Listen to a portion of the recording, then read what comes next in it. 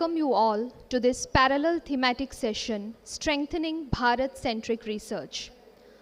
Today's discussion focuses on the important and timely topic of data decolonization in social science research, a theme that urges us to rethink whose data, whose perspectives, and whose knowledge systems shape our research narratives. I now have the honor of inviting our esteemed session chair and distinguished speaker to kindly take their seats on the dais. Sir.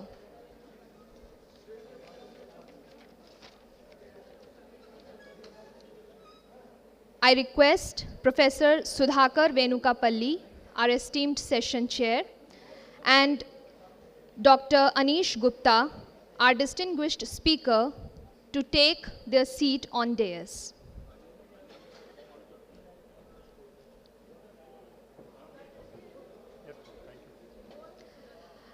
Our session chair, Professor Sudhakar Venukapalli, serves as honorary professor in the Department of Education at the Institute for Educational and Developmental Studies, Noida. An accomplished scholar of education, pedagogy, and child psychology, he holds advanced degrees from Osmania University and brings decades of distinguished academic and research experience. He has led 14 major funded research projects supported by organizations such as the World Bank, DFID, UNICEF, and the Government of India. He has guided 26 PhD scholars and 16 MPhil dissertations, reflecting his deep commitment to mentorship and academic leadership.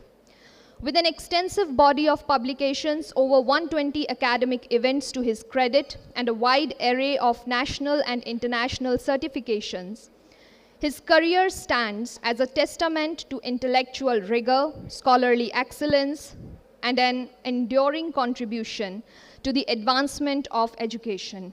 Welcome, sir.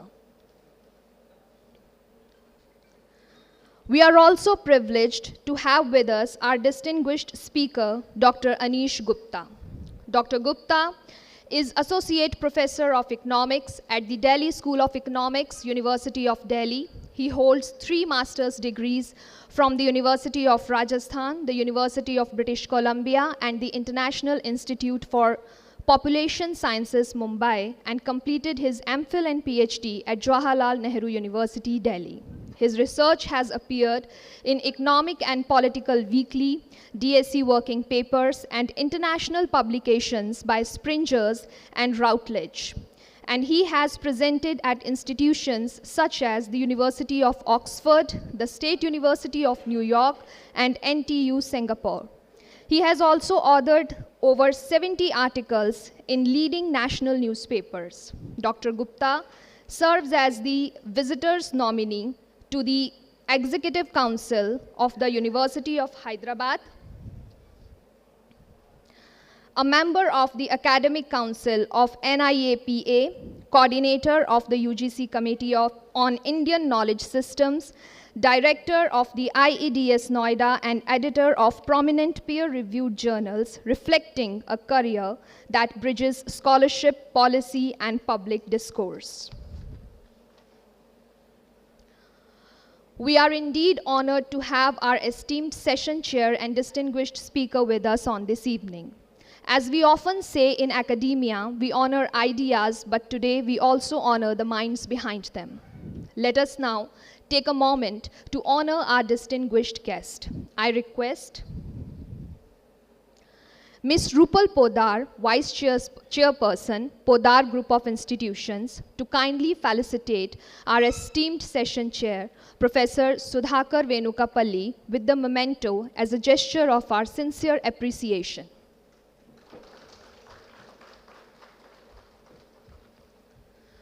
We are honored to have you with us, sir. Thank you very much.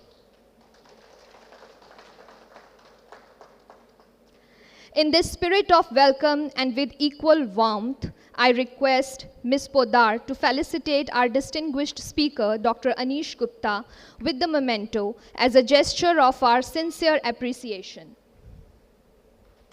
We are privileged to have you with us, sir. Thank you very much.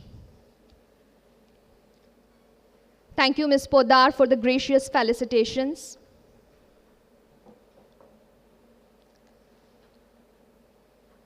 Before handing over the session, I request our volunteers, our dedicated NCC cadets, to kindly rearrange the seating arrangement on dais for a smooth presentation.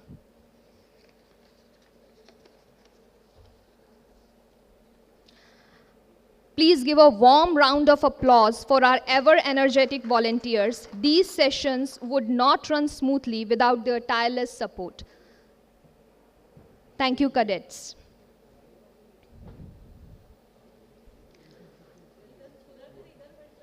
With this, I now request our respected session chair, Professor Sudhakar Venukapalli, to kindly take over the proceedings and guide us through this important discussion. The floor is yours, sir.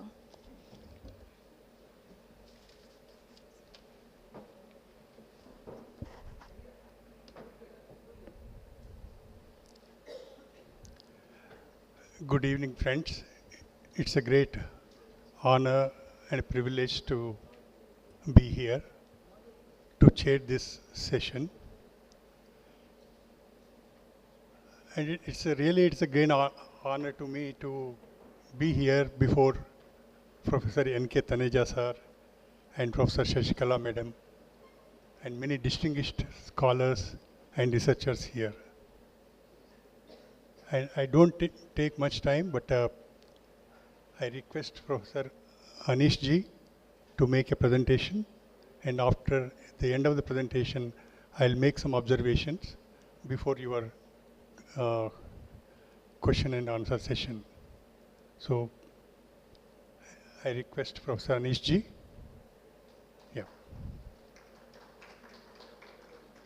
It's a different kind of presentation. It's a non-conventional. Sir, please come. It's a very non-conventional presentation, and where we need to work with the presenter on various issues. In between, there will be a very active engagement. Thank you, sir. I can take that mic actually. धन्यवाद sir.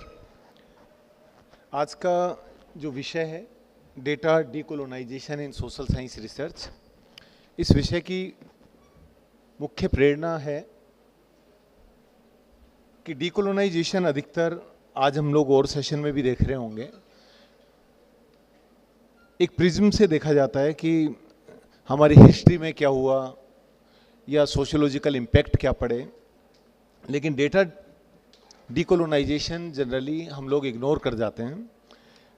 Otherwise British period के अंदर society के अंदर divide करने के लिए जो practice शुरू की गई थी, उसका सबसे बड़ा आधार शायद डेटा ही था, चाहे वो पॉपुलेशन के थ्रू हो, चाहे वो सोसाइटी को डिवाइड करने के लिए एससी एसटी कुछ कैटेगरी की पॉपुलेशन काउंट करना शुरू करना और कैटेगराइज बनाना, इन सारी चीज़ों की वजह से ये टॉपिक हम लोगों ने लिया।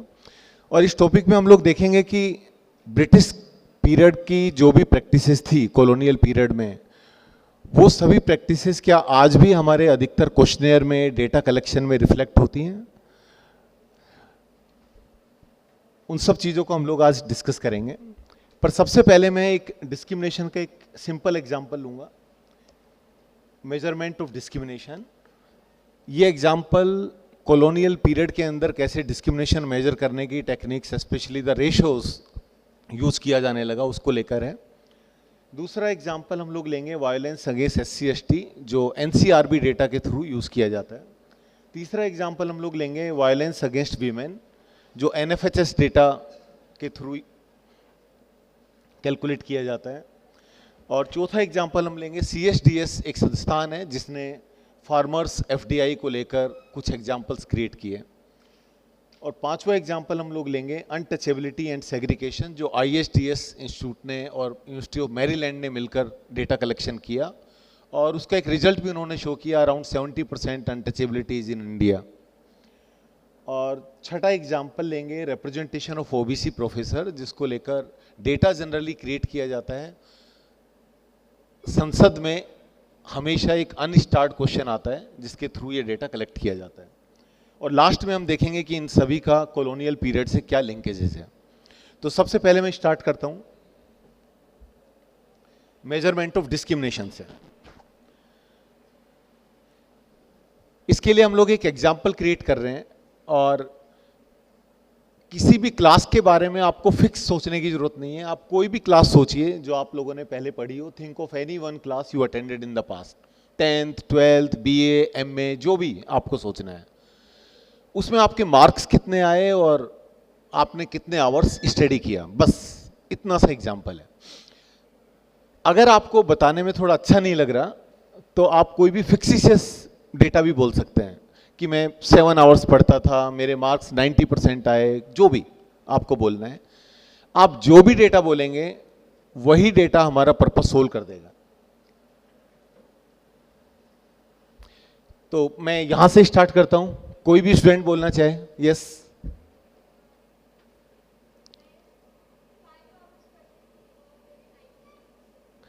5 आवर्स 90%। ये डेटा एंटर करते जा रहे हैं हम लोग, फिर आप देखना आगे क्या। 6 hours 80%, 5 hours 80%, yes 5 hours 80%, yes ma'am 1 hour 11 hours, only 1, okay yes. लोग किस तरह आप बताएंगे कुछ, कोई भी क्लास, थोड़ा जल्दी क्योंकि हमारे और भी एग्जाम्पल हैं। बस हमें 20 डेटा क्रिएट करना है और ये एग्जाम्पल बन जाएगा। Yes ma'am, okay.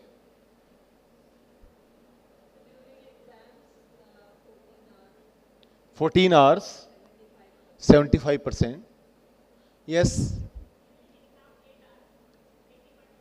8 hours 80%, NCC cadets 2 hours 77,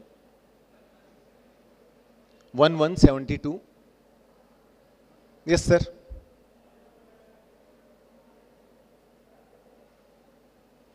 okay.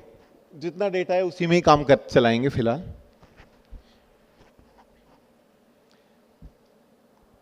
इस डेटा से दीप्ति एक ग्राफ क्रिएट करेगी। दीप्ति IDS में काम करती है साथ में, और दिल्ली स्कूल ऑफ इकोनॉमिक्स में PhD कर रही हैं।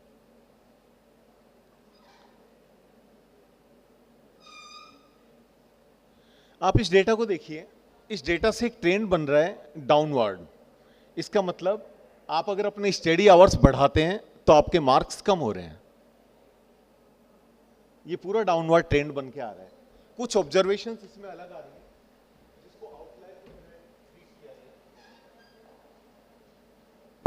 कुछ ऑब्जर्वेशंस इसमें अलग हैं, जैसे ये ऑब्जर्वेशन अलग है, ये ऑब्जर्वेशन अलग है, आउटलायर की तरह। लेकिन आप ट्रेंड लाइन निकालेंगे, जो लोग इकोनॉमिक्स में स्टेट्स में काम करते हैं वो कहेंगे ये एक नेगेटिव रिलेशन है। आप अपने स्टडी आवर्स बढ़ाते हैं तो मार्क्स कम हो जाते हैं। लेकिन इसी डेटा को अगर हम थोड़ा डिवाइड करना शुरू करें, एक ग्रुप ये बना दें और एक ग्रुप ये बना दें और एक ग्रुप ये बना दें, तो ये 3 लोग जिन्होंने बोला है 15 आवर्स के आसपास, 16 आवर्स के आसपास वो, और जिन्होंने 15 आवर्स और मार्क्स बोले हैं 70%, और जिन्होंने ये बोला है 12 आवर्स और अप्रोक्सीमेटली 72%, इन 3 को अलग करके ग्रुप बना दें तो आप देखेंगे इस क्लास को हमने 3 पार्ट में डिवाइड किया और नेगेटिव ट्रेंड जो था वो पॉजिटिव ट्रेंड बन गया। तो सेम डेटा जो एग्रीगेट लेवल पर आपको ट्रेंड दे रहा था नेगेटिव, उसी को 3 भाग में डिवाइड किया और तीनों भाग आपको पॉजिटिव ट्रेंड दे देंगे। तो डेटा को, और ये एग्जाम्पल क्योंकि हमारा डेटा सेट कम था इस वजह से थोड़ी प्रॉब्लम आई, अदरवाइज आप इस एग्जाम्पल को एक बार स्लाइड लगाना। यूनिवर्सिटी ऑफ कैलिफोर्निया में एक स्टडी की गई डिस्क्रिमिनेशन को लेकर, और उस स्टडी में पाया गया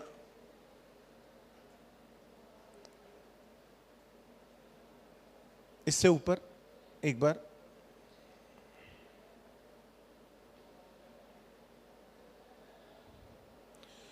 इस last slide, last to last, इससे पहले यूनिवर्सिटी ऑफ कैलिफोर्निया वाला, यस। तो ये रियल एग्जांपल है University of California at Berkeley. वहाँ पर जेंडर बायस के लिए इंस्टीट्यूशन को ब्लेम किया गया और कहा गया कि ये टेबल आप देखिए कि जितने भी मेन स्टूडेंट थे उन लोगों ने, उनकी एप्लीकेशन थी 8,442 और 8,442 में से सक्सेसफुल एप्लीकेशन हुई 44%। लेकिन विमेन के केस में 4,321 एप्लीकेशन आई और उनमें से जिनको एडमिशन मिला वो 35% थे। तो ये क्लियर कट एक एग्जाम्पल बना कि university of California women biased है और वहाँ पर विमेन को इक्वल अपॉर्चुनिटी एडमिशन में नहीं मिल पा रही। लेकिन इसी डेटा को जब उन्होंने सेग्रीगेट किया,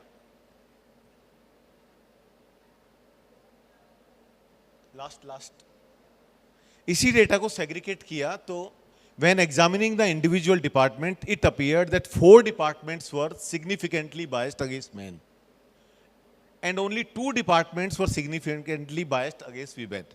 तो अब आप देखिए कि 4 डिपार्टमेंट्स, डिपार्टमेंट ए में विमेन का एडमिशन 82% हुआ और मेन का एडमिशन 62% हुआ। डिपार्टमेंट बी में विमेन का एडमिशन 68% हुआ और मेन का एडमिशन 63 हुआ।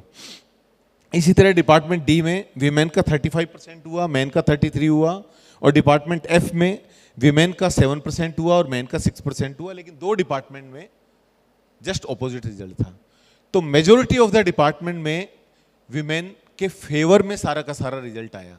तो जब हम डेटा को एग्रीगेट करते हैं और सेग्रीगेट करते हैं, डिवाइड करके उसको यूज करते हैं, तो रिजल्ट कई बार बिल्कुल ऑपोजिट भी आ सकता है। तो अब पता चल रहा है कि मेजॉरिटी ऑफ डिपार्टमेंट विमेन के फेवर में थे और माइनॉरिटी ऑफ डिपार्टमेंट विमेन के अगेंस्ट थे एडमिशंस में।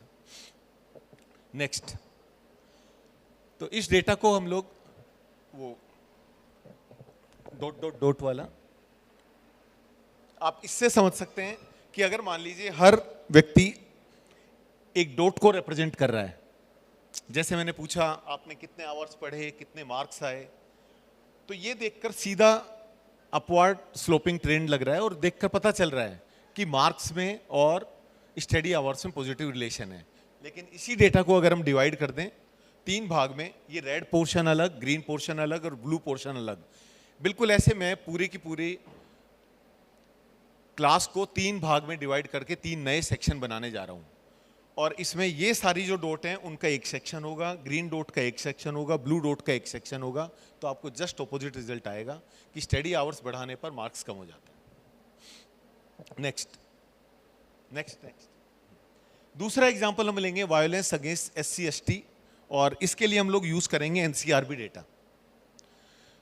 ये डेटा हर साल पब्लिश होता है, NCRB data, crime in India करके ये पब्लिश होता है और इस डेटा के अंदर आता है कि मर्डर, रेप, किडनैपिंग, डकैती, रोबरी, सारे तरह के और जो डायरेक्ट SC ST एक्ट के अंदर जितने भी केसेस रजिस्टर्ड हुए पुलिस में, वो सारे के सारे इस डेटा में आते हैं। आप देखेंगे कि ये टोटल नंबर 2003 में 26,000 था और 13 में 39,000 हो गया। Next slide.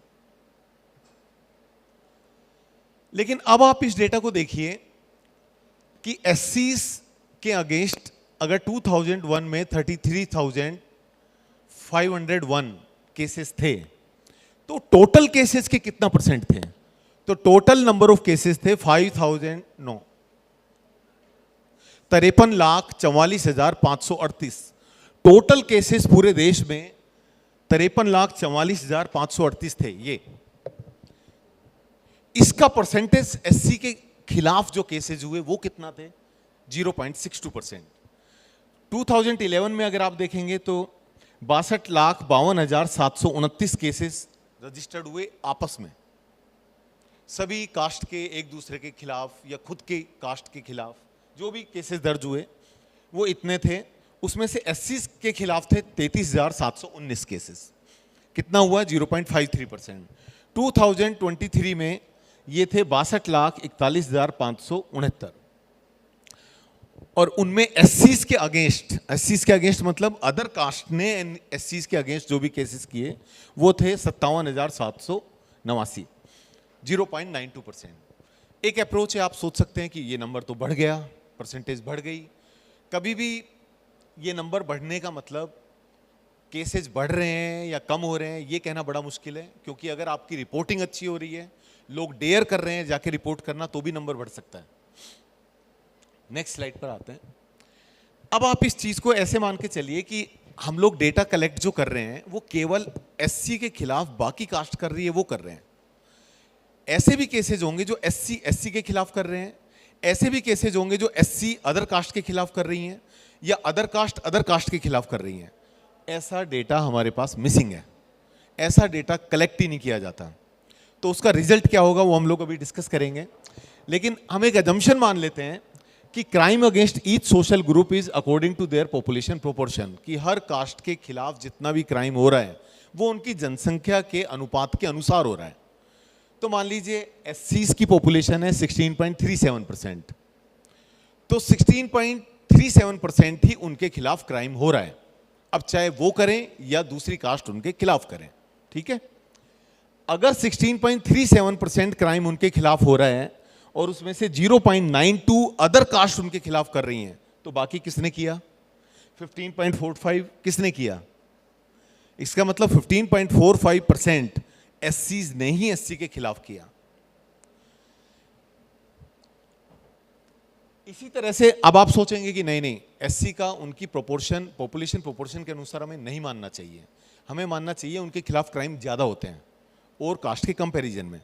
अगर हम उसको भी लेना शुरू करें तो आप ये मान के चलिए कि ये तो 0.92 फिक्स है, क्योंकि अदर कास्ट ने जितना किया हमें पता है, अगर कोई नंबर बढ़ेगा तो केवल ये बढ़ेगा, तो इसका मतलब एससी का एससी के खिलाफ प्रोपोर्शन बढ़ेगा, अगर आप ये मानते हैं कि एससी के खिलाफ क्राइम ज्यादा है उनकी पॉपुलेशन प्रोपोर्शन से, ठीक है।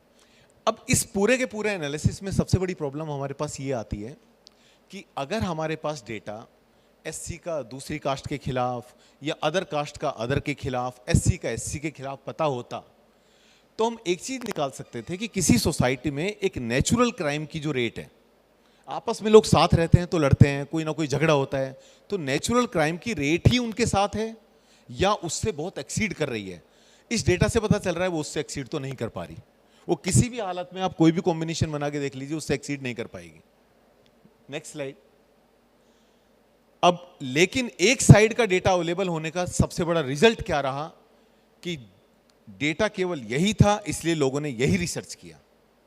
तो लोगों की सारी रिसर्च इस पर आई, hate crimes in India against SC ST, inequality and caste based crime in India, caste based crimes and economic status. आप अच्छे जनरल में देखिए सारी की सारी स्टडी उसी डायरेक्शन में चली गई जिस डायरेक्शन में डेटा था। ऐसा नहीं है कि बहुत सारे लोग दूसरी डायरेक्शन में रिसर्च करना नहीं चाहते थे, लेकिन ये बिल्कुल ऐसे प्रॉब्लम है कि मैं एक एग्जांपल दे रहा था कि आपकी किचन में जो चीज अवेलेबल है आप वही पका पाते हैं, इसी तरह रिसर्चर के पास जो डेटा अवेलेबल है उसी पर ही रिसर्च कर पाता है, उसके अलावा उसके पास कोई ऑप्शन नहीं है, क्योंकि वो कहेगा since data is not available. Okay, next slide लेते हैं। शो आप देखिए NCRB data shows increase in crime against SC and ST, up UP and Rajasthan on top. तो सारा का सारा डेटा उसी से निकल के आता रहा, ठीक। वायलेंस अगेंस्ट वीमेन, अब हम एक दूसरा एग्जांपल लेते हैं वायलेंस अगेंस्ट वीमेन, और इसके लिए हम लोग यूज करेंगे एनएफएचएस डेटा। इसी डेटा को यूज किया जाता है वायलेंस अगेंस्ट वीमेन के लिए और बहुत ऑथेंटिक डेटा माना जाता है। तो एक बार इसका क्वेश्चनेयर आप सभी लोगों के साथ शेयर किया हुआ है। आप जो फर्स्ट स्लाइड है इसकी, आप सबसे पहली वाली स्लाइड का क्वेश्चनेयर ये देखिए, क्योंकि यहां से शायद पढ़ना मुश्किल होगा। तो आप इसमें देखेंगे कि क्वेश्चंस हैं, क्या आपके पति ने कभी आपके साथ इनमें से कुछ किया है, जैसे आपको पुश किया या धक्का दिया या आपका हाथ मोड़ा या आपको चांटा मारा, ऐसे करके बहुत सारी चीजें इसके अंदर दी हुई है। तो जिस भी हाउस होल्ड से पूछा जाएगा ये प्रश्न पूछा जाएगा, लेकिन ये प्रश्न हाउस होल्ड में वीमेन से पूछा जाएगा, ये मैन से नहीं पूछा जाएगा। इसका मतलब बिल्कुल ये कहना नहीं है कि वीमेन के खिलाफ क्राइम नहीं होता है, लेकिन बात यह है कि जब भी हम कोई ऑब्जेक्टिव स्टडी करना चाहते हैं तो हमें डेटा पूरा चाहिए। इस डेटा के बाद अगर आपको कोई काउंटर डेटा चाहिए था तो ये आप किसी हस्बैंड से भी पूछ सकते हैं कि आपने कभी ऐसा किया है, नंबर 1। आप दूसरा ये भी पूछ सकते हैं हस्बैंड से भी कि क्या आपके साथ आपकी वाइफ ने भी कभी ऐसे किया है कि चांटा मारा है? हो सकता है नंबर कम आता, हो सकता है नंबर 0 आता, लेकिन वो डेटा है ही नहीं। अब वो डेटा ना होने का रिजल्ट क्या होगा कि सारी की सारी आपकी रिसर्च एक डायरेक्शन में जाएगी कि विमेन को चांटा मारा है या विमेन के साथ डोमेस्टिक वायलेंस हुई, क्योंकि अदर साइड का डेटा अवेलेबल नहीं है। आप उससे कंपेयर करके बता सकते हैं अगर वो 0 भी है तो, अगर वो 1% है तो भी। लेकिन जब क्वेश्चन पूछा गया दूसरा,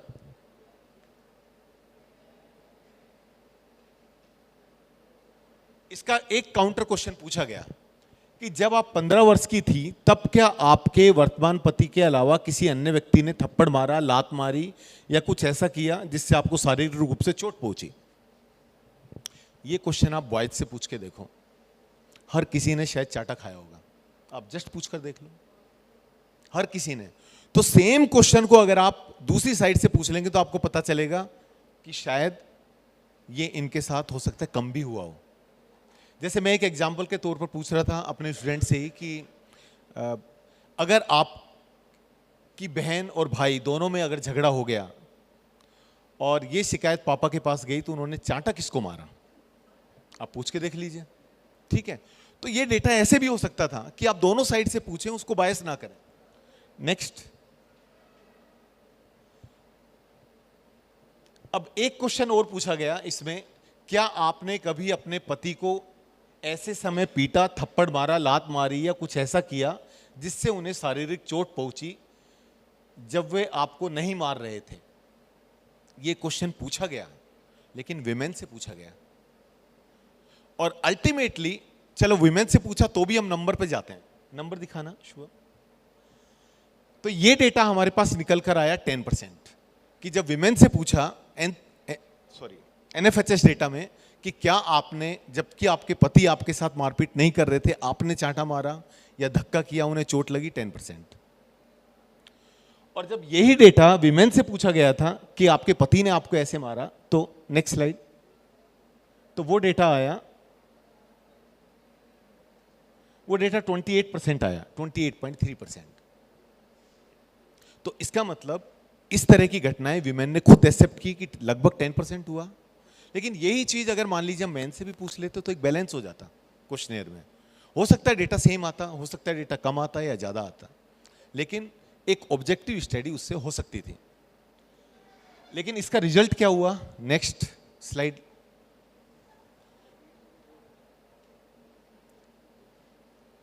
इसका रिजल्ट हुआ कि over 30% women suffered spousal violence in 5 states. इस तरह की रिपोर्ट और आर्टिकल्स आना शुरू हो गए क्योंकि अदर साइड मिसिंग थी, लोगों के पास अदर साइड का डेटा ही अवेलेबल नहीं था। लास्ट स्लाइड दिखाना इससे। अब इस वाले डेटा के अंदर एक और प्रॉब्लम थी। जब ये क्वेश्चन नंबर 1 और क्वेश्चन नंबर 2 पूछा गया कि survey treat violence by husband and violence by wife differently. When asking about a husband beating his wife, 2 situations are possible. Only husband beat the wife, both partner beat each other. तो ये दोनों data हमारे पास available है, लेकिन women side का। लेकिन जब women side से दूसरा पूछा गया, but when asking about a wife beating her husband, only one situation is considered. केवल एक बात पूछी गई, only the husband beats the wife. ये नहीं पूछा गया both partner beat each other. तो ऑटोमेटिकली वो डेटा बढ़ गया, ऑटोमेटिकली उसका नंबर बढ़ गया। ठीक है, नेक्स्ट। और इस पर आप देखिए कितने सारे आर्टिकल पब्लिश हुए। फिर ये तो मैंने कुछ एग्जांपल दिए हैं, ठीक है, this is just tip of the iceberg. आप उठाकर देखिए, जस्ट सर्च करके देखिए, इतने पेपर मिलेंगे, दूसरी साइड का आपको एक सिंगल पेपर नहीं मिलेगा। तो जैसे मैंने कहा, डेटा आपको जहां लेकर जाएगा आप वहीं जाएंगे। नेक्स्ट, फार्मर्स एफडीआई, ये सीएसडीएस का डेटा है, ये आईसीएसआर स्पॉन्सर्ड इंस्टीट्यूशन है। आपके इसमें एक क्वेश्चन है पेपर में, अगर ये विजिबल नहीं है तो आप इसमें पढ़ सकते हैं। इसमें क्वेश्चंस दिए गए हैं। इसमें पूछा गया, in your knowledge has anybody in your village और area committed suicide in the last 5 years?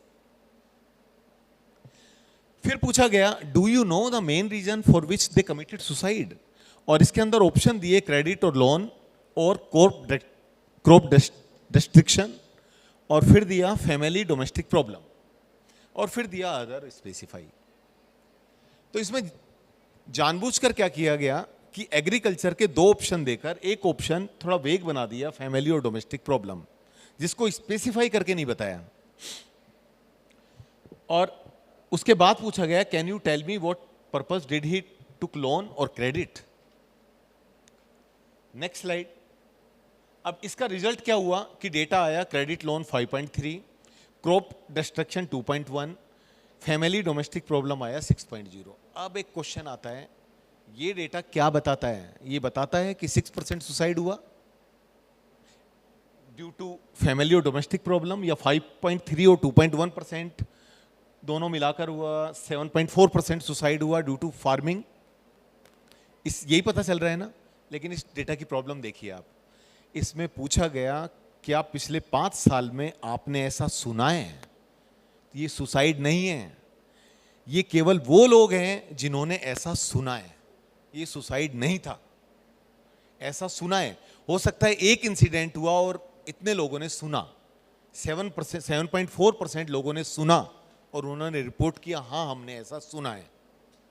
हो सकता है पूरी सोसाइटी में केवल 2 सुसाइड हुए हों, एक फार्मर का हुआ हो इन रीजन की वजह से और एक हुआ हो फैमिली और डोमेस्टिक प्रॉब्लम की वजह से। लेकिन फार्मर वाला 7.4% लोगों ने सुना और फैमिली रीजन की वजह से 6% लोगों ने सुना। 6% लोगों को ही पता था इस वजह से एक सुसाइड हुआ है। तो ये डेटा 1-to-1 सुसाइड को ही आपको दिखा रहा है 7.4 और 6। ऐसा भी हो सकता है कि एक फार्मर सुसाइड हुआ और 2 फैमिली सुसाइड हुए। पर आपने क्या पूछा, ऐसी कोई एक घटना हुई है आपने सुना है? तो उन लोगों ने कहा हाँ सुना है। वो एक इंसिडेंट को भी सुना है बोलेंगे, वो 2 इंसिडेंट को भी सुना है बोलेंगे, 5 इंसिडेंट होंगे तो भी सुना बोलेंगे। ये दोनों का प्रोपोर्शन नहीं बता रहा था, लेकिन इसको रिपोर्ट ऐसे किया गया CSDS में। नेक्स्ट एक क्वेश्चन पूछा गया FDI पर। ये आप में से कोई भी वॉलंटियर कर सकते हैं और ये क्वेश्चन एक बार पूछकर देखना।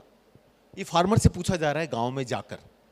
तो क्वेश्चन क्या पूछा जा रहा है, I will read out 2 statement relating to FDI। मैं फार्मर को कह रहा हूं कि मैं 2 स्टेटमेंट आपको बताऊंगा FDI से रिलेटेड। You tell me whether you agree with the first और सेकंड। आपको बताना होगा कि आप मेरे पहले स्टेटमेंट से एग्री करते हैं या दूसरे स्टेटमेंट से। कोई बता सकता है पूरा एक बार बोलकर? कोई स्टूडेंट?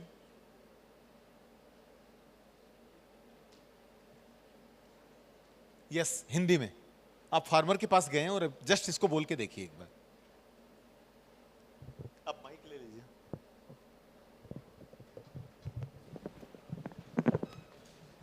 जस्ट पूछिए इस क्वेश्चन। तो मेरा पहला स्टेटमेंट ये है कि क्या आपके अनुसार FDI अलाउ होना चाहिए कि नहीं एग्रीकल्चर के सेक्टर में, मतलब कृषि के सेक्टर में, ताकि किसान खुद से ये फैसला ले पाए कि उनको अपने जो फसल है वो बड़ी कंपनियों को बेचना है या नहीं। और दूसरा स्टेटमेंट ये है कि FDI कृषि के क्षेत्र में अलाउ यानी परमिसिबल नहीं होना चाहिए, ताकि जो किसान हैं वो बार्गेन यानी मोल भाव इन बड़ी कंपनियों के साथ ना कर पाए और उनका नुकसान हो जाए, ना हो। ओके, तो पहला तो ये हुआ कि जस्ट ऑपोजिट क्वेश्चन आप बोल गए। सेकंड स्टेटमेंट का मीनिंग जस्ट ऑपोजिट हो गया।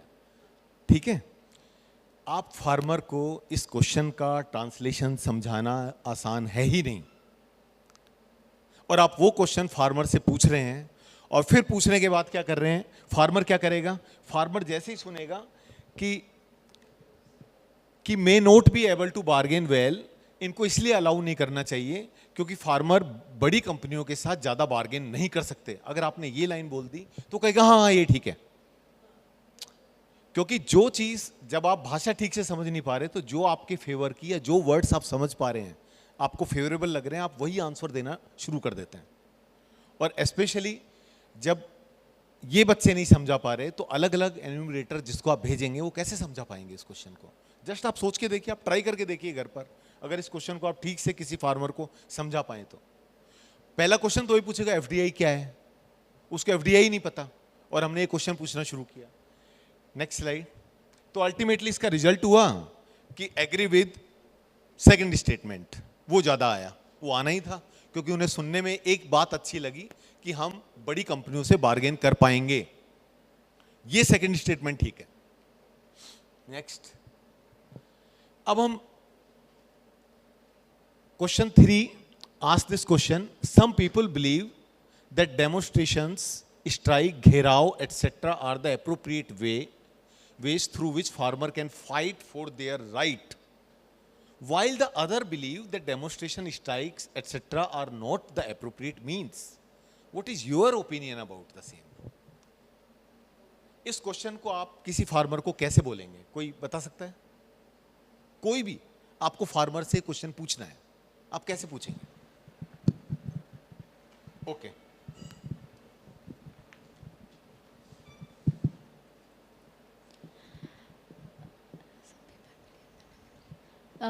आपको क्या लगता है कि आपके राइट के लिए,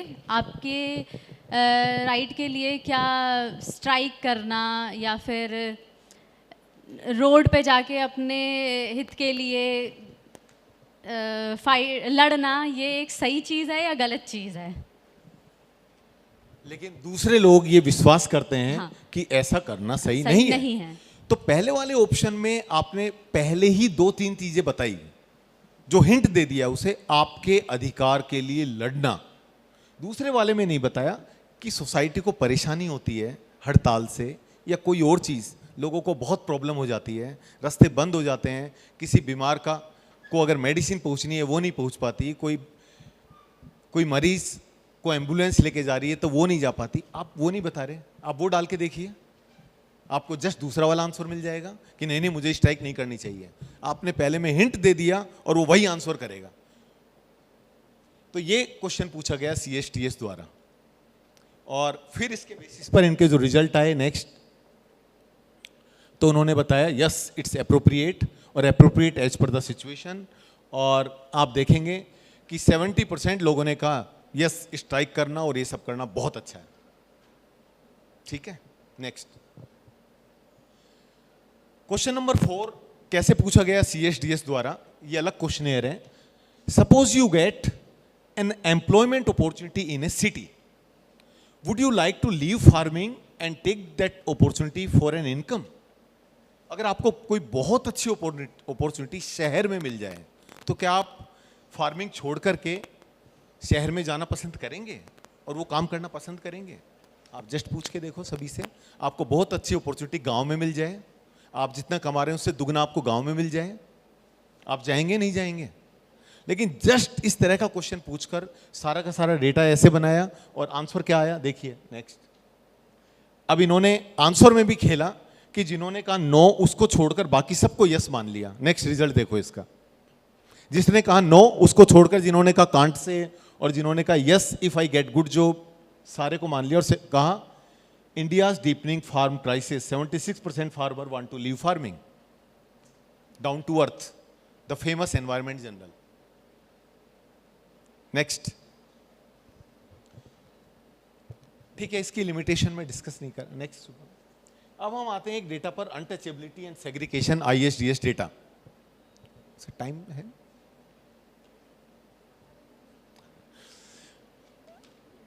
अनटचेबिलिटी को लेकर ये पहला सर्वे था जब ISDS इंस्टीट्यूट ने यूनिवर्सिटी ऑफ मैरीलैंड के साथ मिलकर ये सर्वे किया, और इस सर्वे को देख रहे थे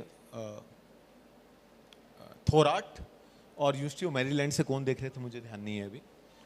इसमें क्वेश्चन क्या पूछे गए, अनटचेबिलिटी के यही क्वेश्चन पूछे गए। In this village urban neighbourhood how much conflict would you say there is among the communities? How much conflict? Conflict को आप मेजर करके बता सकते हैं, 1 किलो 2 किलो, आप बता पाएंगे? हाउ मच कॉन्फ्लिक्ट, ये बिल्कुल सब्जेक्टिव क्वेश्चन है। और फिर उसका उन्होंने जो भी आंसर दिया, फिर पूछा question in your neighbourhood do some members practise untouchability? तो उन्होंने अगर यस कहा तो आगे क्वेश्चन नहीं पूछा, अगर उन्होंने नो कहा तो एक क्वेश्चन और पूछा, क्योंकि अभी उन्हें पूरा मिला नहीं डेटा। पूछा would there be a problem if someone who is schedule caste were to enter your kitchen और शेयर यूटेंसिल? इस क्वेश्चन में 2 प्रॉब्लम हुई। पहली बात ये कि हमारे देश की सभ्यता के अनुसार आप शेड्यूल कास्ट छोड़ दीजिए, आप जस्ट ऐसे ही पूछ के देखिए कि कोई समवन, हम ये नहीं बता रहे समवन नोन, आपके घर का आदमी या आपका, मैंने कहा समवन अगर आपकी किचन में आ जाए तो आप अलाउ कर देंगे उसे बर्तन छूना? हम लोगों ने बचपन से देखा है कि इवन बच्चों को भी बर्तन नहीं छूने देते पेरेंट्स, लेकिन उसको बना दिया अनटचेबिलिटी का क्वेश्चन कि अगर कोई एससी आपके, would there be any problem if someone who is schedule caste were to enter your kitchen और शेयर यूटेंसिल?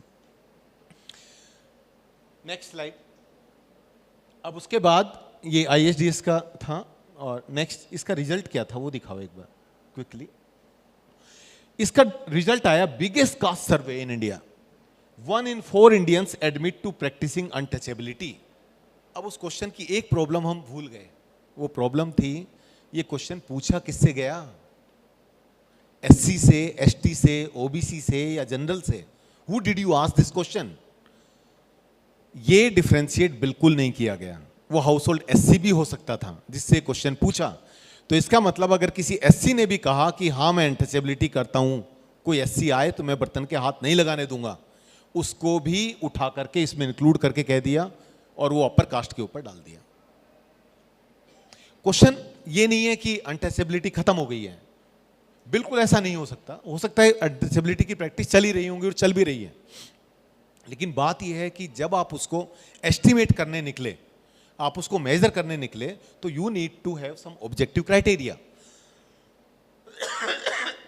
Excuse me.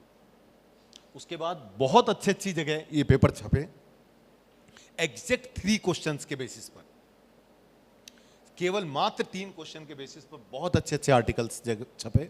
और यही नहीं, इंडिया से बाहर एक आर्टिकल मैं लास्ट उसमें बताना भूल गया, उनके साथ तो ये हुआ कि हेट क्राइम पर एक आर्टिकल लिखने पर उनको लंदन में नौकरी मिल गई और बहुत सेलिब्रिटी बन गई। नेक्स्ट, अब हम लोग ले रहे हैं example 6, representation of OBC professor. इसके लिए जो डेटा यूज किया गया है वो किया गया है UGC रिपोर्ट का, और इसमें दूसरा डेटा यूज किया गया है अनस्टार्ड क्वेश्चन। तो हर साल क्या होता है, पार्लियामेंट में क्वेश्चन पूछा जाता है, और वो क्वेश्चन क्या होता है कि आप हायर एजुकेशन सेंट्रल इंस्टीट्यूशंस के अंदर OBC प्रोफेसर कितना है। आप वर्डिंग्स ध्यान दीजिए, हायर एजुकेशन इंस्टीट्यूशन में, सेंट्रल यूनिवर्सिटीज में OBC प्रोफेसर कितना है, not SC, not ST, just OBC। Assistant professor नहीं, एसोसिएट प्रोफेसर नहीं, प्रोफेसर ओनली। तो हायर एजुकेशन इंस्टीट्यूशन में OBC प्रोफेसर कितने हैं, ठीक है, और वो भी सेंट्रल यूनिवर्सिटीज में। और मिनिस्ट्री हमेशा इस ट्रैप में आती है और आंसर करती है, और आप देखिए फिर रिपोर्ट। ये क्वेश्चन पूछा गया, अनस्टार्ड क्वेश्चन पार्लियामेंट में, राज्यसभा में। नेक्स्ट, ये क्वेश्चन पूछा गया अनस्टार्ड क्वेश्चन धर्मेंद्र यादव ने लोकसभा में 2024 में। हर साल पूछा जाता है क्वेश्चन। आप नेक्स्ट स्लाइड देखिए। उसके बाद एकदम से हर न्यूज़पेपर में ये न्यूज़ बनती है, हर न्यूज़पेपर में। आप देखिए, only 4% professor in central universities are OBC। Rajya Sabha unstarred parliament question, constitution guarantees reservation but 0% OBC, only 9 OBC professor. ऐसे करके अलग अलग न्यूज़पेपर में ये न्यूज़ आना शुरू होती है। Next slide. आप देखिए, IITs में, बाकी सब जगह, हर टॉप न्यूज़पेपर आप उठा के देख सकते हैं, और फेमस न्यूज़ पोर्टल्स आप देख सकते हैं, सब में न्यूज़ बनती है हर साल।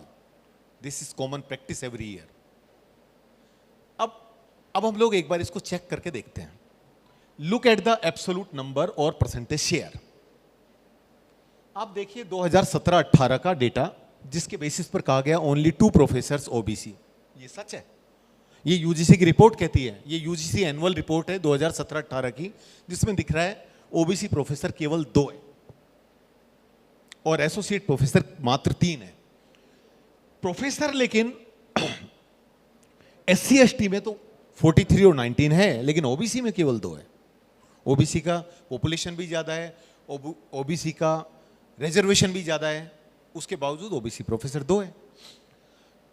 लेकिन आप असिस्टेंट प्रोफेसर पर देखेंगे तो ऐसा नहीं दिखता।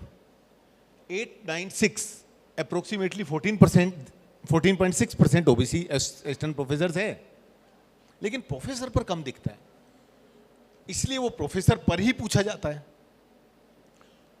नेक्स्ट, लेकिन आप 2023 में अगर देखें तो आपको दिखेगा कि ये ओबीसी प्रोफेसर 193 एसोसिएट हुआ और 63 प्रोफेसर हो गया, और 6.7% ओबीसी एसोसिएट प्रोफेसर हो गया और 6.2% ओबीसी प्रोफेसर हो गया। 5-6 साल के अंदर ये परसेंटेज चेंज हुआ। अब आप किस चीज को से ज्यादा इन्फ्लुएंस होंगे? ओबीसी प्रोफेसर 0%, क्योंकि 2 का परसेंट लगभग 0 ही आता है, 0.001 ऐसे कुछ निकल के आएगा, ठीक है। उस डेटा से ज्यादा इन्फ्लुएंस हुए या इससे हुए?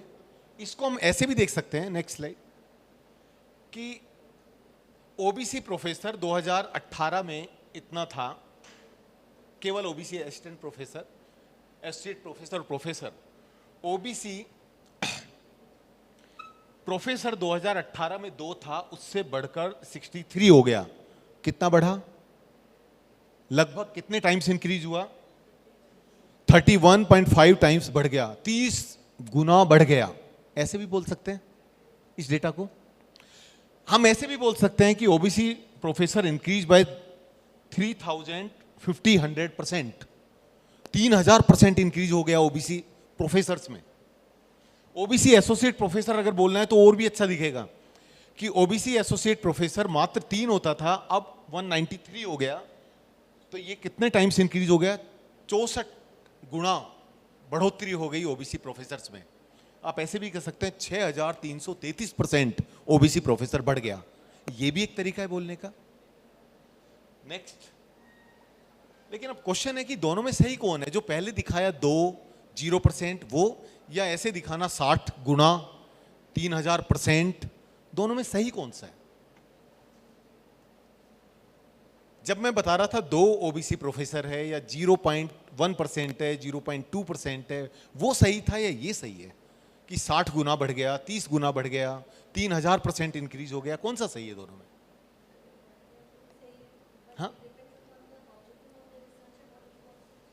मैडम ने सारी बात क्लियर कह दी कि रिसर्चर का ऑब्जेक्टिव क्या है, वो क्या दिखाना चाहता है, सब कुछ उस पर डिपेंड है। तो सच्चाई ये है कि दोनों ही आंसर सही है। वो भी सही था, ये भी सत्य है, दोनों ही सच है। इन दोनों में कोई डिफरेंस नहीं है। पहले वाला भी सही था, ये भी सही है। लेकिन प्रॉब्लम यह है कि दोनों डेटा को देखने का और मेजरमेंट का एक तरीका सही नहीं था। क्यों नहीं था? Next slide. क्योंकि आपको देखना था मार्जिनल चेंज, और मार्जिनल क्यों देखना था उसका मैं रीजन बताता हूं कि you can compare recruitment only after 2020। Why after 2020? क्योंकि percentage of OBC professor and associate professor appointed और promoted from OBC category after 2020 with the constitutionally mandated 27%। आप अगर 27% से कंपेयर कर रहे हैं कि इनका रिजर्वेशन इतना है और कितना अपॉइंट हुआ, तो फिर आप 2020 के बाद ही करें, उससे पहले आप नहीं कर सकते। कारण? Next slide, next slide. Why 2020? पहला रीजन है OBC were granted reservation for the position of assistant professor in 2008।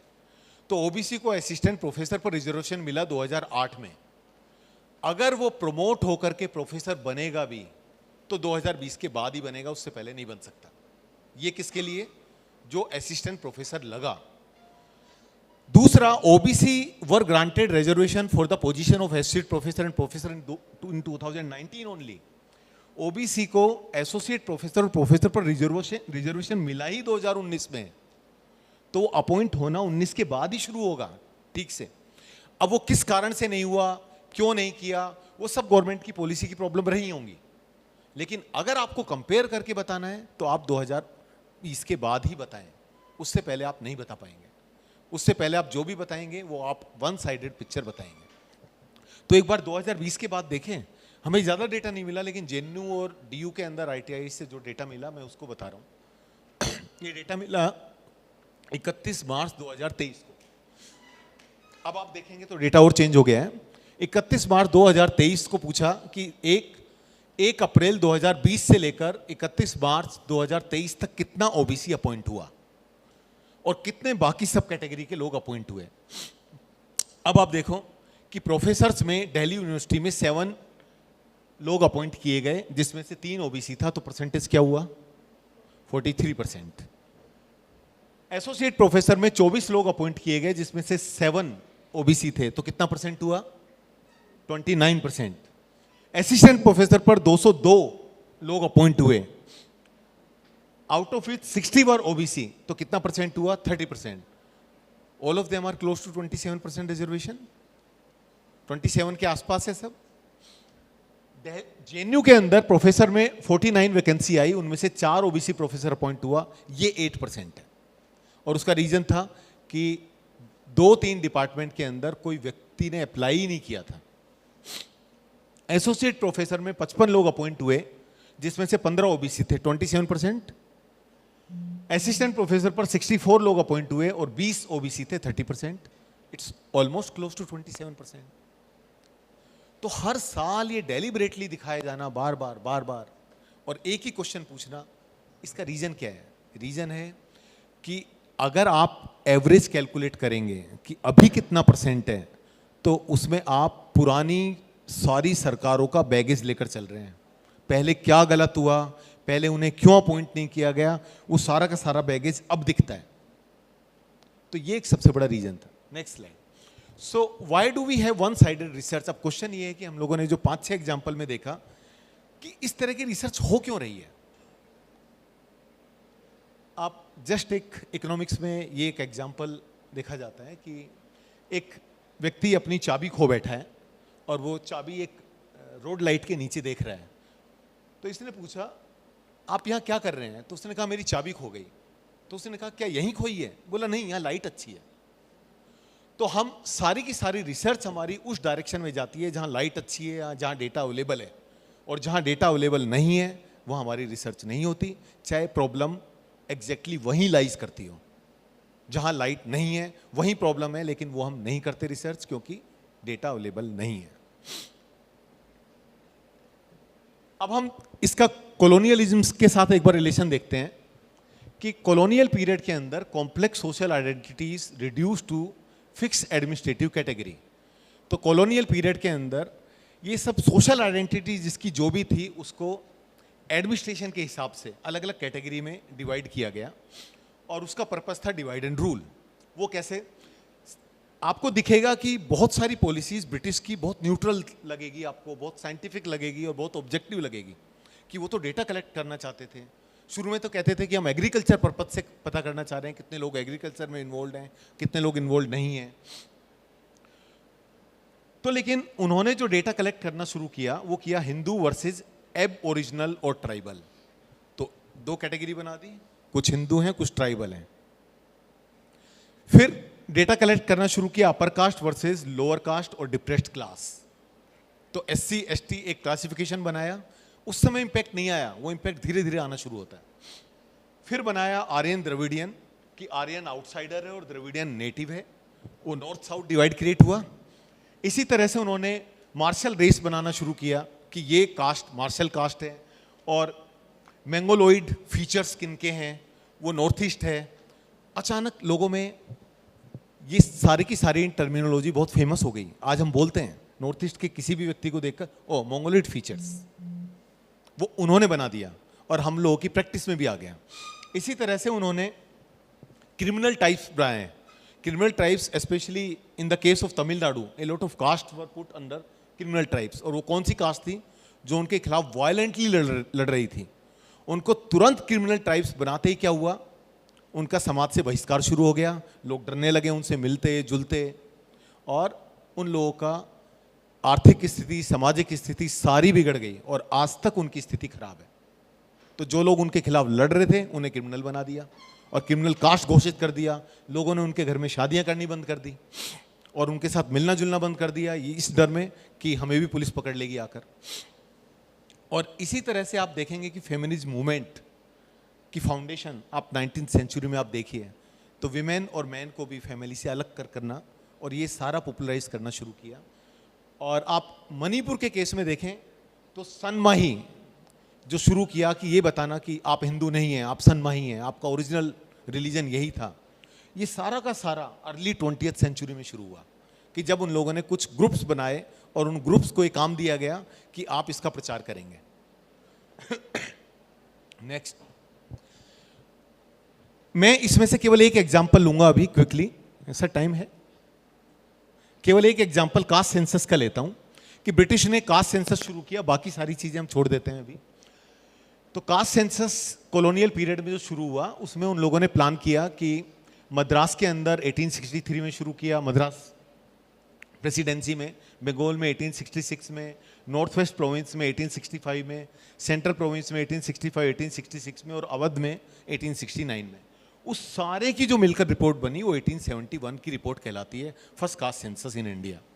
Next, अब उस कास्ट सेंसस में उन लोगों ने जो कैटेगरी बनानी शुरू की, आप देखिए north west province, north west province के अंदर उन्होंने कैटेगरी बनाई ब्राह्मण, राजपूत, बनिया, अदर कास्ट हिंदूज।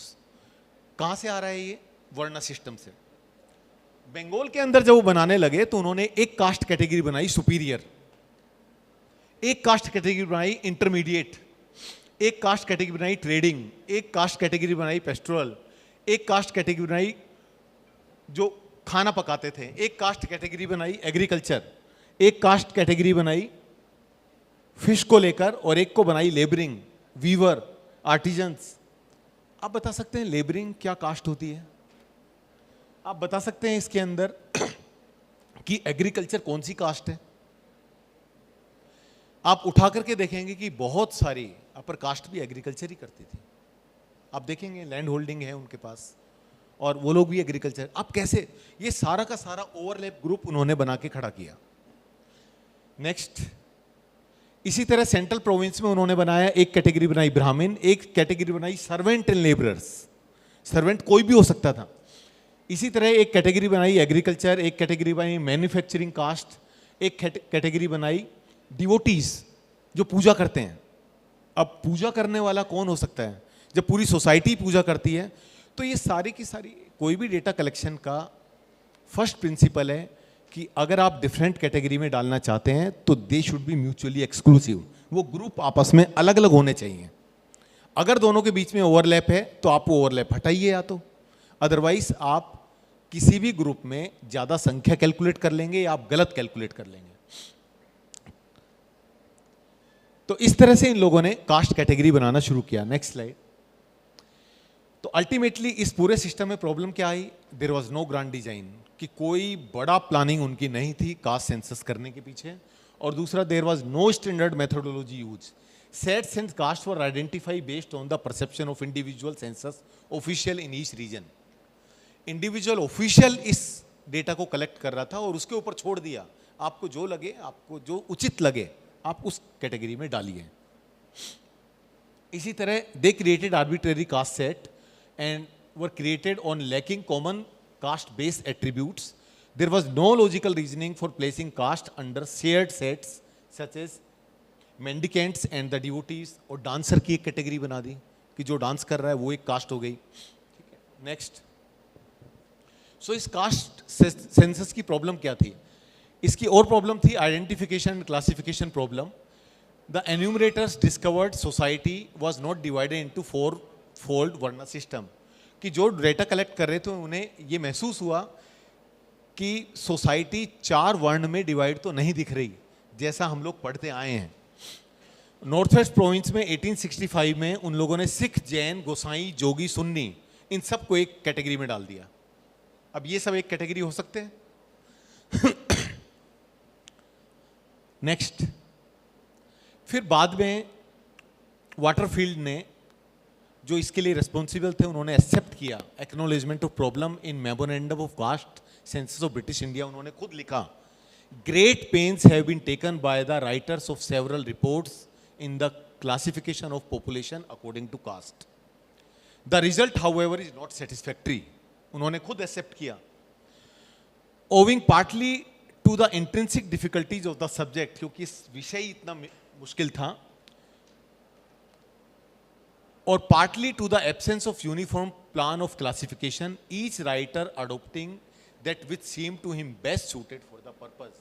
जो भी डेटा कलेक्ट कर रहा था उसको जो सही लगा उसने वही कर दिया, वहीं से कास्ट बन गई। नेक्स्ट, उसके बाद 1931 में एक लास्ट सेंसस हुआ, उसके बीच में भी सेंसस हुए, मैं वो बताना नहीं चाह रहा, और इस सेंसस में भी वही प्रॉब्लम रही। अब हम आते हैं कि जो लास्ट सेंसस हुआ हमारे यहाँ रिसेंट 2011 में सेंसस हुआ, और 2011 के सेंसस में आपको पता है कितनी कास्ट निकली? 46,73,034 कास्ट और सब कास्ट निकल कर आई। और इसके अंदर लगभग 8 करोड़ एरर, 8 करोड़ मिस्टेक खुद मिनिस्ट्री ने एक्सेप्ट की कि हाँ लगभग 8 करोड़ गलतियां हैं इस डेटा कलेक्शन में। ये 2011 में सोशियो इकोनॉमिक कास्ट सेंसस हुआ था उसके अंदर। उसके बाद आप एक महाराष्ट्र का एग्जांपल देखिए। Maharashtra alone reported 6.91 crore errors. अकेले महाराष्ट्र में इतने एरर आ गए। Furthermore 99% of identify caste subcaste had population of fewer than 100 individual, कि लगभग 99% कास्ट ऐसी निकली जिनकी जनसंख्या 100 से भी कम थी। इसका मतलब लोग उस विषय को ठीक से समझ ही नहीं पा रहे थे, या आप ठीक से समझा नहीं पा रहे थे, या दोनों प्रॉब्लम साथ साथ थी। So caste related data was ultimately withheld. इस डेटा को रिलीज नहीं किया, उसको वहीं रोक दिया। फिर डिमांड शुरू हुई एक नए कास्ट सेंसस की, जो अभी शुरू होने वाला है। नेक्स्ट, और फिर उसके बाद बिहार में कास्ट सेंसस हुआ, जिसके अंदर हिजरा और किन्नर को भी एक कास्ट मान लिया गया। They can be in any caste by the way, और एनी रिलीजन। नेक्स्ट, अब प्रॉब्लम आती है कि इस सब तरह के कैलकुलेशन की प्रॉब्लम क्या है? सबसे बड़ी प्रॉब्लम है कि कास्ट को लेकर कोई क्लियर अंडरस्टैंडिंग या डेफिनेशन हमारे पास नहीं है। नेक्स्ट, वो अधिकतर संस्कृत टेक्स्ट पर बेस्ड है। नेक्स्ट, लास्ट सॉरी, एक दूसरी प्रॉब्लम थी। WC प्लोडिन ने एक्सेप्ट किया, who in his 1881 census report describe the question of caste. उन्होंने कहा कास्ट का क्वेश्चन बहुत कंफ्यूजिंग है, it's very confusing, and hoped that on no another occasion no attempt will be made to obtain information on caste. उसने खुद कहा कि मैं आशा करता हूं कि इस विषय पर कोई दोबारा डेटा कलेक्ट नहीं किया जाएगा। जो कलेक्ट कर रहे थे ब्रिटिश ऑफिसर, उन्होंने एक्सेप्ट किया। नेक्स्ट, अब दूसरी प्रॉब्लम आती है अपवर्ड कास्ट मोबिलिटी, कि कुछ कास्ट अपने आप को अपर कास्ट बताना शुरू करते हैं, या अपने से ऊपर वाली कैटेगरी में। उसके हम एग्जाम्पल हैं, आप देखिए। 1921 में जब कास्ट सेंसस हो रहा था, तो कमार, बिहार के अंदर काफी सारी कास्ट ने अपने आप को क्षत्रिय बताया। जब उन्हीं ग्रुप का 1931 में सेंसस हुआ, तो उन्होंने कहा नहीं ब्राह्मण लिखो, जब एन्यूमरेटर पहुंचे। सेम सोनार, उन्होंने 1921 में काफी जगह पर अपने आप को कहा हम क्षत्रिय हैं या राजपूत हैं। जब 1931 में हुआ, तो नहीं, उन्होंने कहा ब्राह्मण या वैश्य लिखो हमें। इसी तरह से सूत्रधार, इन्होंने 1921 में कहा कि हम वैश्य हैं, और जब 1931 में सेम ग्रुप का सर्वे किया गया, तो उन्होंने कहा नहीं हम तो ब्राह्मण हैं, हमें ब्राह्मण की कैटेगरी में रिपोर्ट करो। नाई, उन्होंने कहा 1921 में हम ठाकुर हैं, और 1931 में उन्होंने कहा नहीं हम ब्राह्मण हैं, आप ब्राह्मण में रिपोर्ट करो। और नपित, उन्होंने कहा 1921 में कि हम वैद्य हैं, और 1931 में क्लेम किया नहीं हमें ब्राह्मण में इंक्लूड करो। और इसी तरह से रवानी कास्ट ने अपने आप को 1921 में कहा हम वैश्य हैं, और 1931 में कहा नहीं हमें क्षत्रिय में इंक्लूड करो। तो तब आप क्या नोटिस कर रहे हैं? एक अपवर्ड कास्ट मोबिलिटी। आप अपने से ऊपर सोशल स्टेटस की कास्ट में अपने आप को इंक्लूड कराना चाहते हैं। क्यों? क्योंकि सोशल स्टेटस उस समय शायद ज्यादा इंपॉर्टेंट था। नेक्स्ट, अब दूसरी एक प्रॉब्लम आती है अब आजादी के बाद, डाउनवर्ड कास्ट मोबिलिटी क्लेम। कुछ कास्ट अब क्लेम करना शुरू करती है नहीं हमें आप जनरल में नहीं ओबीसी में काउंट करो। जो जनरल में है उनमें कहते हैं नहीं हमें एससी में या एसटी में काउंट करो।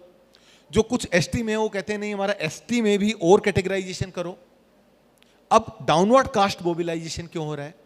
उसका मेन रीजन है क्योंकि अब कुछ बेनिफिट्स उसके साथ एसोसिएटेड हैं, जिसकी वजह से लोग अब डाउनवर्ड कास्ट मोबिलिटी क्लेम करते हैं। Next, problem of caste misclassification. मैं राजस्थान का ही एग्जांपल ले रहा हूं। राजस्थान के अंदर कुछ सरनेम है, धानक, धानका, धानुक। आप स्पेलिंग में देखिए, आप धानुक को भी प्रोनाउंस धानक कर सकते हैं, आप धानक को भी और धानका को भी, क्योंकि जैसे राम रामा लिखते हैं ऐसे प्रोनाउंस कर सकते हैं। वो जैसे स्पेलिंग हुई आपको पता चलेगा, एक एससी में आता है, एक एसटी में आता है। अब इसकी जो भी कोई रिपोर्टिंग कर रहा है, उस रिपोर्टिंग में एक लेटर गलत हुआ, और वो गलत भी नहीं था उसकी तरफ से, उसको ऐसे ही लगा कि इसकी स्पेलिंग ऐसे लिखी जाती है, और वो हो गया, कैटेगरी बदल गई। सिमिलरली द सरनेम सेन, आपने सेन सरनेम सुना होगा, तो ये काफ़ी जगह आप देखेंगे कि ये Sen surname specially West Bengal के अंदर ये कायस्थ यूज़ करते हैं, और ज़रूरी नहीं है और भी यूज़ करते होंगे, मैंने जस्ट एक जनरल एग्जांपल दिया। और सेन यही ओबीसी बार्बर कम्युनिटी के साथ भी एसोसिएटेड है। अब आप इसकी स्पेलिंग कैसे लिखेंगे? जैसे ही उसने कहा सैन, आप SEN लिखेंगे, SAIN लिखेंगे, आप कुछ भी लिख सकते हैं, दोनों में ही कैटेगरी बदल गई। तो इन सब तरह की प्रॉब्लम की वजह से भी बहुत बार एन्यूमरेटर मिस रिकॉर्ड करते हैं कास्ट को। Next, sensitivity surrounding cost. कई बार क्या होता है कि जब एन्यूमरेटर लोगों के हाउस होल्ड के घर पहुंचते हैं तो एक बार उन्हें डर भी लगता है, नहीं कास्ट बहुत सेंसिटिव इशू है, इवन हाउस होल्ड भी उस पर कंफर्टेबल नहीं होता बहुत बार। तो क्या होता है, वो उनके सरनेम के बेसिस पर अपने आप कास्ट लिखना, रिपोर्ट करना शुरू कर देता है। लेकिन आप देखेंगे सरनेम के बेसिस पर भी कास्ट डिसाइड नहीं की जा सकती, क्योंकि शर्मा आपको ST में भी दिखेंगे, आपको OBC में, जो भी एडमिशन प्रोसेस में इन्वॉल्व हैं, हम में से टीचर्स उन्होंने देखा होगा कि कोई भी सरनेम किसी कास्ट का एक्सक्लूसिव नहीं है, वो कोई भी कैटेगरी का व्यक्ति यूज करता है और कर सकता है। तो ऐसा कोई डिफरेंशिएशन नहीं था। इसी तरह से आप मल्टीपल आइडेंटिटी देखेंगे कि स्पेशली हिमाचल में किन्नौर, लाहौल स्पीति में एक ही कास्ट SC है बाय कास्ट, लेकिन क्यों वो एक पर्टिकुलर ज्योग्राफिकल लोकेशन में रहते हैं तो वो ST है, और वो बुद्धिस्ट में कन्वर्ट हो चुके हैं इसलिए वो माइनॉरिटी भी है, तो तीनों सर्टिफिकेट ले सकते हैं। तो ये सब कुछ प्रॉब्लम्स थी कास्ट डेटा में। अब एक लास्ट इशू, अच्छा टाइम हो गया है तो मैं ही स्टॉप करता हूँ। नहीं ठीक है,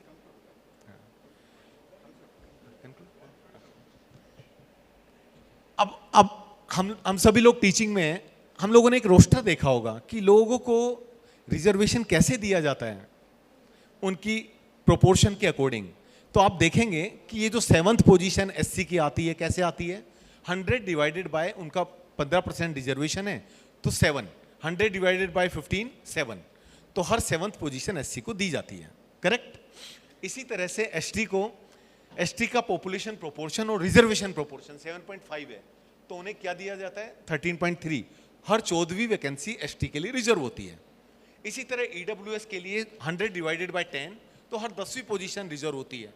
इसी तरह OBC के लिए 100 डिवाइडेड बाय 3.7, सॉरी 27, तो हर 4थी वैकेंसी उनके लिए रिजर्व की जाती है। ये एक हमारा फॉर्मूला है। कैसे आया, आपकी जितनी पॉपुलेशन प्रोपोर्शन डिसाइड किया गया है उसी के अकॉर्डिंग रिजर्वेशन दिया। अब हम एक लास्ट एग्जांपल देखते हैं। नेक्स्ट, कि मान लीजिए हमारे यहाँ पर 6000 कास्ट हैं और हम हर कास्ट को एक एक वैकेंसी तो देना ही चाहते हैं, और मान लीजिए सबकी पॉपुलेशन बराबर है और यूपीएससी में 1000 वैकेंसी हर साल निकलती है, तो सबको एक एक पोस्ट देने के लिए कितने साल लगेंगे, 6 साल। ये तब जब सबकी संख्या बराबर है। अब एक दूसरा एग्जांपल लेते हैं। मान लेते हैं कि जो सबसे छोटी कास्ट है, जिसकी संख्या सबसे कम है, उसकी जनसंख्या 10,000 है। हम लोग यहाँ एक डिमांड चल रही है ना कि जिसकी जितनी संख्या उतनी भागीदारी, तो उसको उसी प्रोपोर्शन में रिजर्वेशन दिया जाए। तो जिसकी 10,000 जनसंख्या है उसको रिजर्वेशन कितना मिलेगा भाई, 10,000 डिवाइडेड बाय 140 करोड़, तो उसका प्रोपोर्शन आया 0.0007%। अब इसके लिए वैकेंसी क्रिएट करते हैं, जैसे हमने 100 को डिवाइड किया था पॉपुलेशन से, तो 100 को 0.0007 से डिवाइड कर देते हैं, तो आपके पास आया 1,42,857। इसका मतलब 1,42,857 वैकेंसी होगी, तब इस कास्ट को जिसकी संख्या 10,000 है पहली वैकेंसी मिलेगी, उससे पहले उसे नहीं मिल सकती। तो यूपीएससी तो 1000 निकालती है हर साल, तो कितने साल में इसको पहली वैकेंसी मिलेगी, 142 साल में इस कास्ट को अपनी पहली वैकेंसी मिलेगी।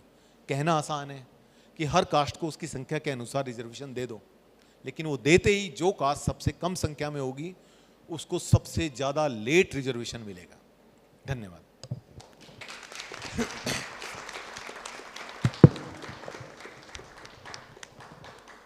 Thank you, sir. It's very uh, very innovative presentation, and very deep study. Any one question? Can I ask for any one question? Yeah, please.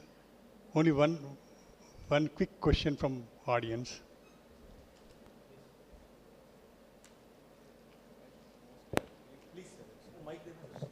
Yes.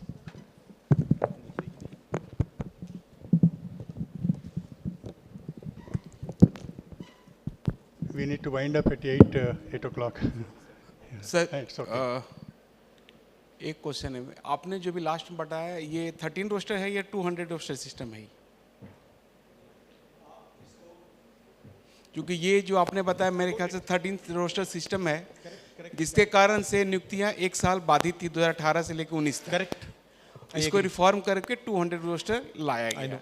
तो ये वाला जो सिस्टम आपने बोला कि किसी कास्ट को 14 इतने साल लगेंगे, वो शायद अब बंद हो चुका है मेरे ख्याल से। 200 रोस्टर सिस्टम वो बंद नहीं हुआ।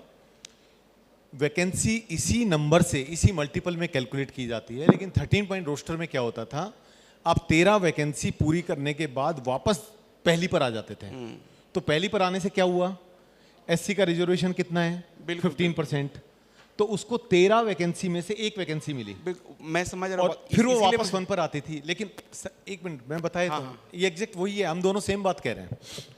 लेकिन 200 पॉइंट रोस्टर करने पर आपको 7th वैकेंसी मिली, आपको 14th मिली, आपको 21st मिली, आपको 28 मिली, उसके मल्टीपल में आप चलते जाइए 200 तक। बिल्कुल, उससे ये फायदा हुआ कि कास्ट छोड़ करके वो कैटेगरी वाइज जनरल, ओबीसी और एसटी बेसिस पे, जिसके कारण कोई भी अप्लाई कर सकता है। 200 होते ही, बिल्कुल 200 होते ही वो समस्याएं खत्म हो गई। इसको अपनी 15% रिजर्वेशन वाली 15 वैकेंसी पूरी मिल जाएगी। बिल्कुल। अब लेकिन आप रोस्टर में लाना चाहते हैं, तो मैं इसको बताता हूं कि जिस कास्ट की संख्या मैंने 10,000 बताई थी सर, और कहा था इसकी संख्या सबसे कम है, उसके लिए आप रोस्टर बनाने लगेंगे तो रोस्टर बनेगा कितना? 1,42,000 का जी, अगर वो कास्ट वाइज बनेगा तब। लेकिन अगर वो हर कास्ट हाँ, को उसके अकॉर्डिंग रिजर्वेशन लेकिन देंगे, अगर वो कैटेगरी तो वाइज है, 1,42,000 का रोस्टर बिल्कुल, बन के इस कास्ट को लास्ट में जाकर अपनी पहली वैकेंसी मिलेगी। इसीलिए इसको रिफॉर्म किया गया था मेरे ख्याल से। Correct. Thank you. Yes. I am not here to ask questions, Yeah, please. but I am here to compliment Yeah. the presentation of Dr. Anish Gupta. मुझे लगता है कि हम न्यूज़ जो पढ़ते हैं, न्यूज़ का इतना अच्छे से एनालिसिस किया, तो हम किसी भ्रम में ना रहे। मेरी अपील है आप सबको कि कोई भी न्यूज़ और उसका जो डेटा आता है या कंक्लूजन आता है, उस पर हम रिलाई ना करें। हम पढ़े लिखे लोग हैं, रिसर्चर हैं बहुत से। और दूसरी मदद ये होगी कि रिसर्च टूल बनाते वक्त अनिश ने इतना अच्छे से उसको इंटरप्रिटेशन किया है कि क्वेश्चंस कैसे होना, हम सीखते हैं, पर फिर भी हमें एक ब्लाइंड स्पॉट रहता है हमारे दिमाग में कि न्यूज़ आते बराबर ही हम लोग बहुत एंजाइटी बढ़ जाती है। तो मैं अपील करूंगी कि हम पढ़े लिखे लोग हैं, रैशनल देख के न्यूज़ पे भरोसा करिए। बहुत बहुत बधाई doctor Anish, very comprehensive presentation. Sir, Thank you, ma'am. Thank you. I would just like to add one more thing and ask one question. Can we do it after the session? Yeah, that's fine. That's fine. Thank you, sir. Thank you, because we're running out of time. Friends, I thank Anish Gupta for this excellent presentation. It is very deep, and it's very difficult to theorize this particular presentation. Very, very difficult to theorize, because he has been touching how data is discursively constructed. Data itself, the research itself is a discourse. So data construction itself is a discursive construction. That I can see in his presentation, how it runs. And there are so many insights which I wanted to identify, but short of time. How data is political in nature. There is a politics of data collection and politics of research, largely he is talking about. And he's also questioning the dominant logical structure of the European Western colonial model of doing social science research. That is also there. And one more psychological element I could find in his presentation is, I am remembering one important book written by N.R. Hansen, a famous American philosopher who has written a book on patterns of discovery, where he talks about how, we look at, the patterns in the data. That's a great contribution, and how our subconscious mind, the subconscious mind of ours is Conolian construction. It's the Orientalist way of looking at the world. So that part, sir is also touching that particular part, and I'm very much impressed with this presentation. And there are a lot of theoretical and conceptual potentials and insights in this presentation. And I thank you very much, sir, for enlightening us. Thank you, the organizers, for giving me this great opportunity. Thank you, sir. Thank you very much.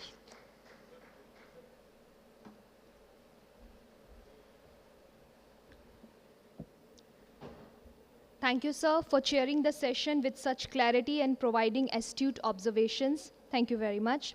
I also like to thank our esteemed speaker for the insightful and thought-provoking presentation. It was really meaningful, sir. Thank you so much. On behalf of the organizing committee, I extend our gratitude to all the dignitaries and participants, along with the volunteers, for making this session enriching and meaningful. With this, we conclude the session for the evening. We now invite all of you to join us for the cultural program, which will be followed by dinner. Thank you once again for your presence. We look forward to seeing you all tomorrow. Have a pleasant evening, everyone. Before dispersal, I request everyone present in the hall for a group photograph. Please.